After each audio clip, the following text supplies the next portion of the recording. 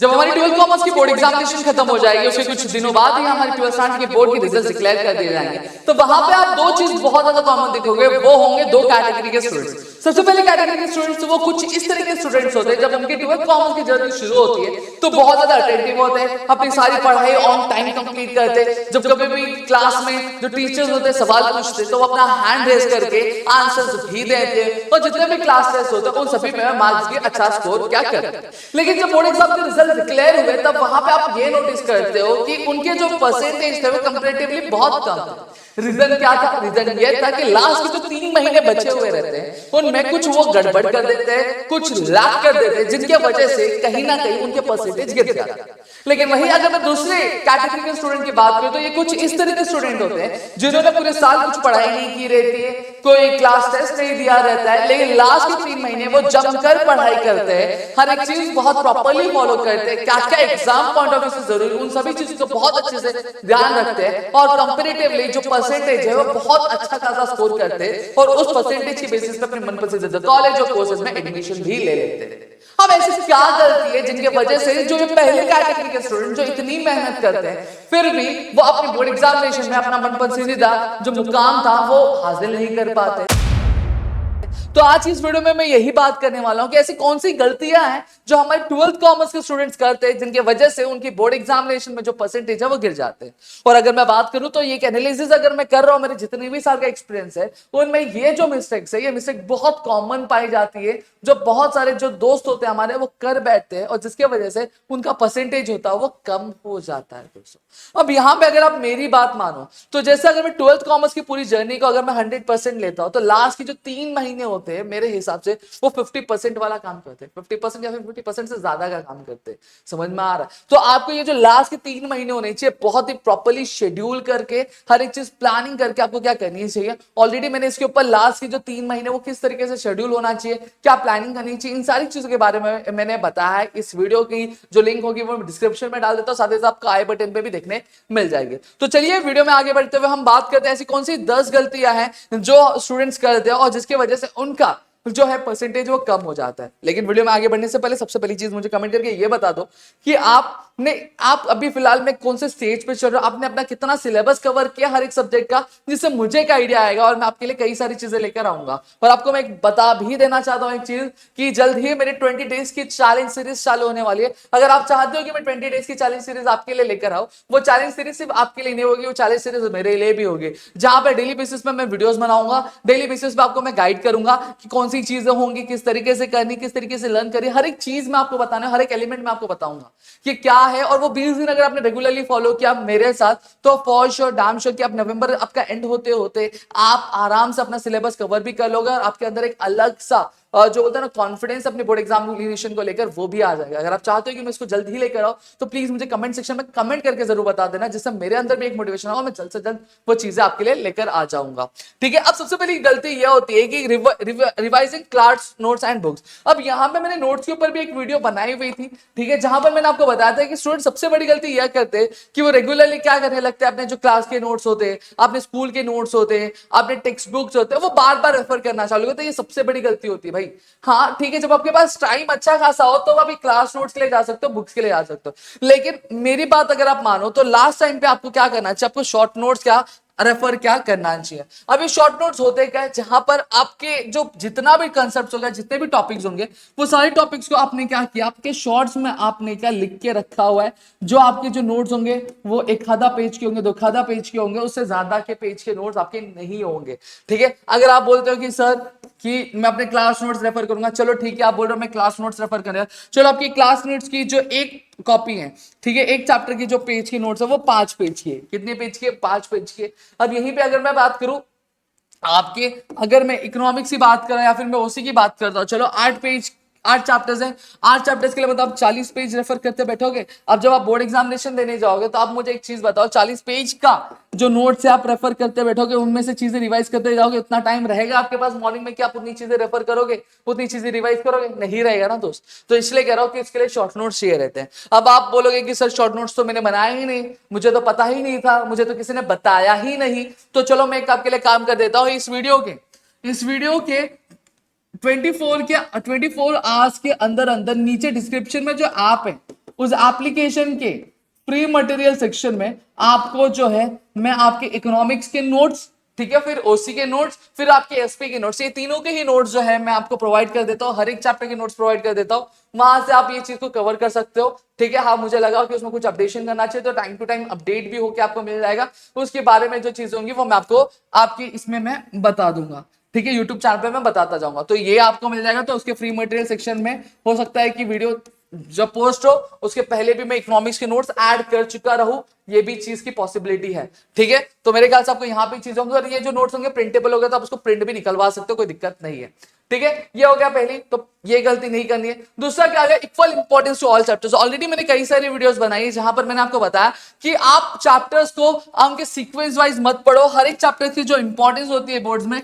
वो इक्वल नहीं होती है। तो आपको ये चीज समझने की जरूरत यहाँ पे पड़ती है कि भैया मेरे बोर्ड एग्जामिनेशन में ऐसा कौन सा चैप्टर है जिसका जो वेटेज है वो वेटेज बहुत ज्यादा है, तो उन चैप्टर्स को मुझे क्या करना चाहिए, मुझे सबसे पहले ध्यान देना चाहिए, क्योंकि ये टाइम है, ऐसा टाइम है जहां पे मैं सारे चैप्टर्स को इक्वल इंपॉर्टेंस नहीं दे सकता, और मुझे पता है कि अगर इस चैप्टर का वेटेज ज्यादा है तो एग्जामिनेशन में जो क्वेश्चन भी होगा इस पर्टिकुलर चैप्टर से सबसे ज्यादा पूछा जाएगा। दोस्तों समझ में आ गया कि नहीं आया? तो यहाँ पे आपके लिए जरूरत यह है कि आप चैप्टर्स को उनके वेटेज और उनके इंपॉर्टेंस के हिसाब से क्या महत्व क्या देना चाहिए आपको। अब पता चल रहा कि आप सारे चैप्टर्स को इतना इंपॉर्टेंस दे रहे हो, और उस चैप्टर में हम इंपॉर्टेंस भी किस चैप्टर को देते हैं मालूम है? जो चैप्टर हमारा हो गया रहता है उसी चैप्टर को हम बार बार पढ़ते रहते हैं, और उसके चक्कर में हमारा जो ज्यादा वेटेज वाला चैप्टर वो छूट जाता है, तो ये गलती मत करना, ठीक है। फिर लास्ट आता है नॉट एनालाइजिंग मॉक टेस्ट। अब आप जो स्टूडेंट्स होंगे वो आप कुछ दिनों बाद से, मतलब ये नवंबर के बाद से या फिर नवंबर के एंडिंग से आप बहुत सारे टेस्ट देना चालू कर दोगे, ठीक है, आपकी प्रीलिम्स चालू हो जाएगी। Even though most of the students you might have given your term examination, आपने टर्म एग्जामिनेशन दी होगी। अब टर्म एग्जामिनेशन जब आता है, जब भी पेपर्स हमें डिस्ट्रीब्यूट किए जाते हैं हमारे कॉलेजेस में, तो बहुत सारे दोस्त क्या करते हैं हमारे, देखते हैं भाई कॉमर्स वालों की खासकर आदत थी, पेपर आया तो कितना मार्क्स आया, 50 में से इतना आ गया, हाँ भाई पास है ना, बस बात खत्म, रख दे पेपर। ये चीज करते, ये आपकी सबसे बड़ी मिस्टेक होती है, ये चीज आपको नहीं करनी चाहिए। आप कभी भी देखो जो टॉपर्स होते हैं आप बोलते हैं भाई वी आर बैक बेंचर्स, ये बोलने के लिए सुनने के लिए बहुत अच्छा लगता है, लेकिन रियलिटी में थोड़ा जाग जाओ मेरे भाई, ठीक है। आप ये सोचते हो कि भाई मैं पास हो गया बस मेरा मैटर खुश हो गया, नहीं, ये चीज नहीं करनी है। आप उससे अच्छा स्कोर कर सकते, आपके अंदर उतनी कैपेबिलिटी है, समझ में आ गया कि नहीं आ गया, ठीक है। तो वो चीज नहीं करनी है, आपको पेपर मिल रहा है, ठीक है, जो भी मार्क्स मिले, ठीक है, उसको एक्सेप्ट करना चाहिए, आपको होना भी चाहिए, ठीक है। अब आपको क्या करना है, आपको चेक करना है कि भैया मैंने क्या मिस्टेक क्या किए, मेरी गलतियां कहां हुई है, मैंने कहां पे मेरे टीचर ने मार्क्स काटे। जाओ और अपने टीचर से पूछो, टीचर मुझे प्लीज बताओ कि मेरे मार्क्स कहां पे कटे हुए, और कटे हैं तो क्यों कटे, क्या रीजन है, ऐसे क्या कमी रह चुकी थी मेरे आंसर में जिसकी वजह से आपने मेरा इतना इतना मार्क्स क्या काटा। तो आपके टीचर बताएंगे, उन चीजों को ध्यान में रखो और देख कर रख कर फिर उन्हें इंप्रूव करने की कोशिश करो कि जब बोर्ड एग्जामिनेशन आए तो आप वहां पे और भी अच्छे से चीजें कर पाओगे।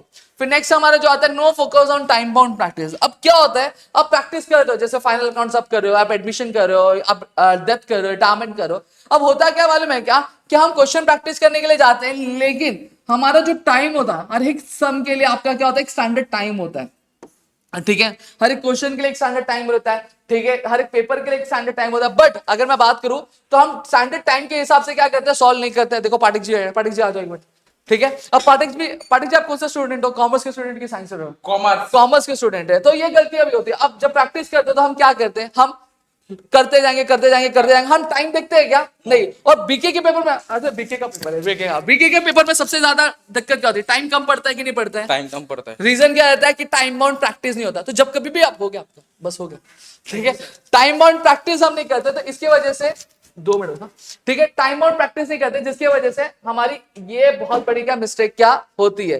तो जब कभी भी आप कोई पर्टिकुलर सम सॉल्व करो या फिर पर्टिकुलर क्वेश्चन सॉल्व करो, तो आप देखो उसका स्टैंडर्ड टाइम क्या है, और उस स्टैंडर्ड के टाइम के अंदर अंदर वो क्वेश्चन सॉल्व करने की कोशिश करो। जैसे अगर मैं पेपर की बात करता हूं तो पेपर आपका 3 आवर्स का होता है। मैंने उसके ऊपर भी वीडियो बनाई जहां पर मैंने आपको ये बोला है कि आप घर पे जब हो तो आप पेपर कोशिश करो 2.5 आवर्स में आपका पेपर लिख के पूरा कंप्लीट हो जाना चाहिए। चेकिंग वेकिंग सब मतलब 2.5 आवर्स में आपको रख के दे देना है, ठीक है। अब ये चीज हो गया। अब यह चीज होने के बाद अब क्या, not preparing for exam environment. अब पेपर हमारा होता है मॉर्निंग। अब पेपर देखो हमारा 2 तरीके से होता है। जब मैं बात करता हूं हमारे जो सब्जेक्ट्स होते हैं वो 2 पार्ट में डिवाइड हो जाते हैं। सबसे पहली चीज, कुछ पेपर जो हमारे होते हैं वो मॉर्निंग वाले पेपर होते हैं, मॉर्निंग से लेकर आफ्टरनून तक चलते हैं। और कुछ पेपर हमारे ऐसे होते हैं जो आपका आफ्टरनून से चालू होते हैं, चालू ही आफ्टरनून से होते हैं, और चलते कब तक है, चलते आपकी इवनिंग तक है। समझ में आ गया। अब इन पेपर की, अब ये कौन से पेपर मेरे मॉर्निंग में होते हैं और आफ्टरनून तक चलते हैं और कौन से पेपर मेरे आफ्टरनून से इवनिंग में चलते हैं, मुझे कैसे पता चलेगा?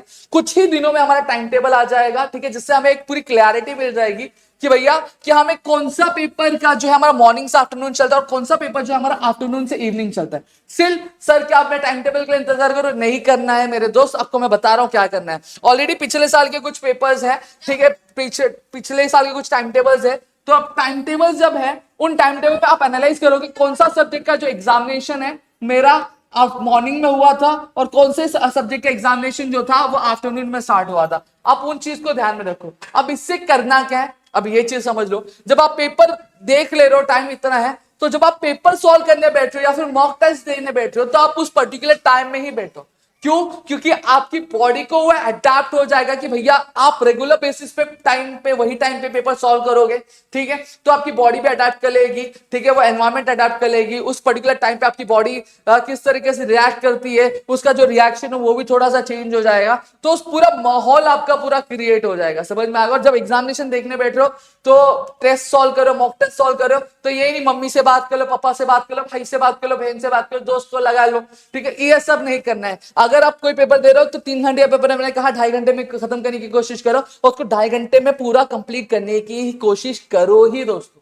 समझ में आ गया? यह चीज हो गई। तो ये आपको है कि आपको प्रिपेयर जब करना, आपको एग्जाम एनवायरनमेंट को ध्यान में रखना, ट्राइंग टू सॉल्व एवरीथिंग। अब ये सबसे बड़ी गलती होती है जो हमारे दोस्त होते हैं, वो क्या करते हैं, अब उनका एक मिथ होता है कि भाई ऑप्शन भी सॉल्व कर लेता हूं, मार्क्स मिल जाएंगे। इसके ऐसा कुछ नहीं होता, जितना लिखोगे उतना ही मार्क्स। 2 बोला गया, 3 में से 2 अटेम्प्ट करना है तो 2 के ही मार्क्स मिलने वाले, 3 के मार्क्स मिलने वाले नहीं है, ठीक है, तो अटेम्प्ट उतना ही करो। और एक और चीज है, जैसे मैं अकाउंट्स की बात करूं तो अकाउंट्स में हमारे अच्छे खासे ऑप्शन होते हैं। जैसे अब तक जितना भी पेपर हुआ उसमें देखा हमने एडमिशन और रिटायरमेंट आपके ऑप्शन में आता है, ठीक है, और डिसोल्यूशन और बिल्स ऑफ एक्सचेंज ऑप्शन में आता है, ठीक है, ये चीज देखिए। अब हम क्या करें, अब दिक्कत हमारी यही हो जाती है कि हम जो प्रैक्टिस करते हैं हम सबकी प्रैक्टिस कर रहे हैं। क्यों कर रहे हो मेरे भाई? सबकी प्रैक्टिस मत करो। प्रैक्टिस अटेम्प्ट क्या करने वाला है देखो। अब कुछ लोग बोलेंगे सर जो पेपर पैटर्न दिया उसमें एडमिशन है, ठीक है, रिटायरमेंट है, ठीक है, फिर डिसोल्यूशन है और बिल्स ऑफ एक्सचेंज है। अब स्टैंडर्ड पेपर पैटर्न जो बोर्ड द्वारा रिलीज किया गया वो क्या बोलता है, ये 4 है,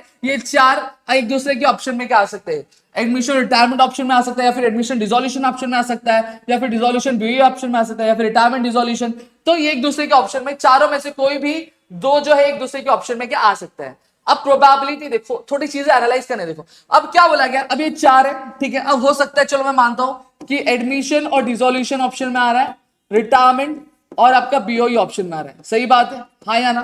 तो क्या मैं चारों प्रैक्टिस करें? चारों नहीं प्रैक्टिस करना, सिर्फ 3 प्रैक्टिस कर लो। आपको इन तीनों में से जो भी, चारों में से जो भी इजी लग रहा है, पहला देखो एडमिशन, रिटायरमेंट, डिसोल्यूशन। अब फॉर एन एग्जांपल अगर मैं बोल रहा हूं कि एग्जाम में एडमिशन और रिटायरमेंट ऑप्शन में नहीं आया, एडमिशन और बीओईओ आ गया, चलो इसको भाई एडमिशन और फॉर एग्जांपल बीओई आ गया, ठीक है, और रिटायरमेंट और डिसोल्यूशन आ गया। अब मैंने क्या बताया, मैंने बताया सर आपने कि इनमें से कोई भी 3 कर लो, ठीक है। अब आपने क्या क्या किया, एडमिशन कर लिया, फॉर एग्जांपल रिटायरमेंट कर लिया, डिसोल्यूशन कर लिया कि नहीं कर लिया? कर लिया भाई, ठीक है। अब देखो एडमिशन तो आपको आता है। अब ये 2 क्वेश्चन है, इसमें से आपको कोई एक अटेम्प्ट करना है और इसमें से कोई एक आपको अटेम्प्ट करना है, बरोबर कि नहीं बरोबर? बरोबर है सर, ठीक है। तो अब मैंने एडमिशन का तो प्रैक्टिस किया, तो मैं एडमिशन आराम से अटेम्प्ट कर सकता हूं कि नहीं कर सकता हूं? कर सकता हूं। रिटायरमेंट और डिसोल्यूशन एक दूसरे का सम देखो, जो भी आपको इजी पड़ रहा है, जो भी आपको 100% कॉन्फिडेंस है कि ये वाला सम मेरा करेक्ट ही जाएगा, उनमें से एक अटेम्प्ट कर लो, हो गया। तो देखो इस तरीके से स्ट्रैटेजी वाइज आपको क्या करनी, प्लानिंग करनी, और ये जम के 3 क्वेश्चन की ही प्रैक्टिस करो, ठीक है। चारों सॉल्व करने के चक्कर में मत जाओ, पेपर पैटर्न को बहुत अच्छी तरीके से समझो मेरे दोस्त, ठीक है। अगर आप ये समझ ले रहे हो तो हो गया, बस ये 3 क्वेश्चन सॉल्व किया और 3 क्वेश्चन का भी जो पैटर्न है ऑलमोस्ट सेम है, कुछ चीजें चेंजेस है, वो जैसे मेरे 1 शॉट लेक्चर्स आएंगे वहां पे मैं आपको बताने ही वाला हूं। और आपने कोचिंग जा रहे हो, स्कूल जा रहे हो, तो वहां पे आपको चीजें बता ही गई है, तो हो गया, आपकी चीजें आराम से आप क्लियर कर ले रहे हो, ठीक है। फिर आता है कि not following proper time table. ये बड़ी गलती है मेरे भाई कि हम टाइम टेबल बना लेते हैं, चीजों को रख भी देते हैं, सारी चीजें, लेकिन हम टाइम टेबल फॉलो ही नहीं करते। ये सबसे बड़ी मिस्टेक होती है, ये मत करो, हाथ जोड़ के रिक्वेस्ट है, ठीक है। टाइम टेबल बनाया तो उसको अच्छे से फॉलो करो, हर एक चीज को बहुत अच्छी तरीके से एनालाइज करके करो, ठीक है। फिर आता है कि not taking care of your health. अब लास्ट में अगर हम बात करें तो बहुत सारे लोग बीमार पड़ जाएंगे, ठंडी का मौसम है, सर्दी हो जाएगी, खांसी आने लगेगा, ठीक है। सिग्मा मेल वाला जो रूल है वो थोड़ा सा बाजू में रख दो अभी, ठीक है, बोर्ड एग्जामिनेशन में काम नहीं आने वाला। ठंडी के मौसम में भाई हम आइसक्रीम भी खाएंगे, हम कुल्फी भी खाएंगे, हम फालूदा भी पियेंगे, ये सारी चीजें ठीक है, अच्छी बात है, सिग्मा हो तो रखो उसको बाजू में, ठीक है। लेकिन मैं आपकी जानकारी के लिए बता दूं, ये सिग्मा के चक्कर में आपका बोर्ड एग्जामिनेशन खराब हो जाएगा, ठीक है। खाने का मन करता है, रुको ना भाई, बोर्ड एग्जामिनेशन खत्म हो जाएगा, हर साल ठंडी आने वाली है, ठंडी जाने वाली नहीं, आने वाली है, उस टाइम पे आइसक्रीम खा लेना फालतू। तो ये ठंडी चीजों को थोड़ा सा बाजू में रख देना, ठीक है। नहीं, अगर नहीं ध्यान रखोगे आपकी तबियत खराब हो जाएगी, और एक दिन भी अगर तबियत खराब होती है तो उससे रिकवर करने में पूरा एक हफ्ता चला जाता है। तो सोचो एक हफ्ता अगर बीमार पड़ गया तो उसको रिकवर करने में कितना टाइम चला जाएगा, और बॉडी को अडेप्ट वापस से पर्टिकुलर लाइन पे आने में कितना टाइम चला जाएगा, और फिर वापस से स्टडी को रिज्यूम करने में कितना टाइम चलेगा, ये चीज आप खुद ही समझ सकते हो। और जब बीमार होते सिर्फ आप फिजिकली नहीं आप कमजोर होते, आप मेंटली भी बहुत ज्यादा कमजोर हो जाते हो, समझ में आ गया। और उस टाइम पे ऑलरेडी बहुत ज्यादा स्ट्रेस रहेगा। फिर लिविंग टू इजी चैप्टर्स। अब देखो दिक्कत क्या आती है, दिक्कत ये आती है कि जो बहुत ज्यादा इजी चैप्टर्स होते हैं, जैसे फॉर एग्जांपल अगर मैं ले लूं इमर्जिंग मोड्स ऑफ बिजनेस हमारे ओसी का, ठीक है, ये one of the most easiest chapter है। फिर कंज्यूमर प्रोटेक्शन एक्ट वाला हो गया, ठीक है, ये one of the easiest chapter है जो मैं आपको बोलता हूं आपके ओसन के सिलेबस में। अब बहुत सारे मेरे जो दोस्त होंगे वो क्या करेंगे मालूम है, कि इन चैप्टर्स पे ध्यान नहीं रह रहे भाई, इसमें तो खुद से लिखने का है, इसमें तो मन से ही लिखने का है, इसको छोड़ ही देते हैं, इसको आराम से करेंगे ना, ये गलती होती है। अब इस क्वेश्चन में अब इससे रिलेटेड क्वेश्चन आ गया, अरे भाई ये तो इजी लग रहा था, अब तो ध्यान ही नहीं आ रहा है क्या लिखना था, लिखते लिखते चलो लिख देते, कुछ और लिख के आ जाते हो, और इसकी वजह से भी आपकी जो मार्क्स होते हैं वो कम हो जाते हैं। तो ये भी गलती आपको नहीं करनी है। फिर आपका लास्ट क्या आता है, quitting before you are out. सही बात। अब बहुत सारे मेरे दोस्त ऐसे हैं ना, मैंने भी देखा है कि अब ये जो जर्नी कुछ ऐसी होती है कि हम पहले ही हार मान जाते, मेरे से नहीं हो रहा है, मेरे से नहीं हो पाएगा, मैं नहीं कर पाऊंगा, मैं शायद इस चीज के लिए बना ही नहीं हूं। वो सम्स को देखे तो ऐसे घबराते कि मानो ही नहीं, मानो कि यमराज आ चुके हैं। अरे भाई कुछ नहीं है, बहुत इजी है, बहुत आसान है। तो एक चीज है, मेरा मानना है कि जब मेरी जो लाइफ का रूल है मैं वो बताता हूँ, कि मैंने हमेशा से एक चीज ये देखी है कि जब कभी भी अगर आप कोई भी चीज को ये समझोगे कि मेरे से नहीं हो पाएगा, तो मैं लिख के ले लो, जिंदगी में आपसे कभी नहीं हो पाएगा, और कभी कर भी नहीं पाओगे। लेकिन अगर आप ये सोचते हो कि मेरे बाजू वाला बंदा है वो आसानी से सॉल्व कर पा रहा है, तो मैं भी कर सकता हूं, क्यों, उसकी भी दो आंखें मेरी भी दो आंखें, उसकी भी एक नाक है मेरी भी एक नाक है, उसके भी दो कान है मेरे भी दो कान है, ठीक है, वो भी 12 हैंड मैं भी 12 हैंड। जब वो कर रहा है तो मैं क्यों नहीं कर सकता, मैं भी कर सकता हूं, और मैं करूंगा, और मैं करके दिखाऊंगा, और मैं बहुत अच्छे तरीके से करूंगा। जब आप ये मेंटालिटी ले लेते हो तो आपके लिए कोई भी चीज मुश्किल नहीं होती है, हर एक चीज आसान होती है। समझ में? इट्स ऑल अबाउट परसेप्शन, कि आप परसेप्शन क्या रख रहे हो। अगर आपकी परसेप्शन ये आपको करती है कि नहीं भाई ये चीजें बहुत ज्यादा खराब है, ये चीज आपकी अच्छी नहीं है, आपको बर्बाद कर देंगी, तो बड़ा वैसे बात बर्बाद। समझ में आ गया कि नहीं आ गया? तो ये चीज को थोड़ा सा ध्यान में रखना हो, चीजों को छोड़ दो कि हार्ड है, कुछ नहीं हार्ड वेट कुछ नहीं होता है। अगर आप पढ़ोगे नहीं तो सब कुछ हार्ड है, अगर आप पढ़ना चालू करते हो, मेहनत करना चालू करते हो, सब कुछ आसान है दोस्तों, ठीक है। तो मेरे ख्याल से यहाँ पे आपको चीजें समझ में आ गई होंगी, क्लियर हो गई होंगी। Still if you have any kind of doubt please do let me know in the comment section. और साथ ही साथ अगर वीडियो अच्छी लगी तो प्लीज वीडियो को लाइक करना, चैनल सब्सक्राइब नहीं किया तो चैनल सब्सक्राइब करना, और जाते जाते मुझे कमेंट सेक्शन में ये जरूर बता देना कि जितनी भी गलतियां बताई, इन गलतियों में से आप कौन सी गलती करो अपने इस पर्टिकुलर टाइम में, ठीक है। तो चलो bye bye, see you in the next lecture guys. जय हिंद दोस्तों।